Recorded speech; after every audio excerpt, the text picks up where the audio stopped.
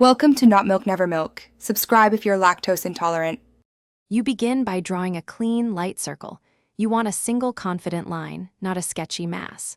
Once drawn, add a vertical and horizontal axis to define the sphere's orientation so you can place highlights and core shadow accurately.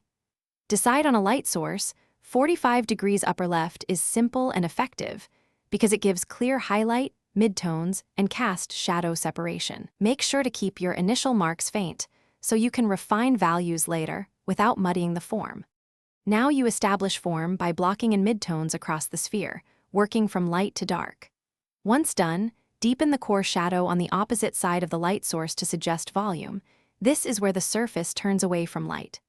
Add a soft highlight across the lid area, then place a small, bright specular spot where the light hits directly.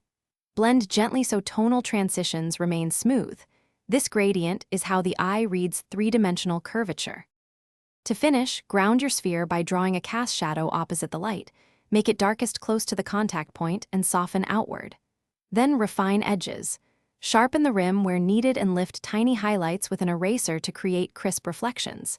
If the form reads flat, increase contrast, deepen the core shadow, or brighten the specular highlight, and reassess values.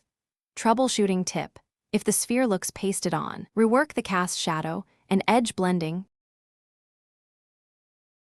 Thanks for watching. If this was helpful, leave a like and consider subscribing. See you next time.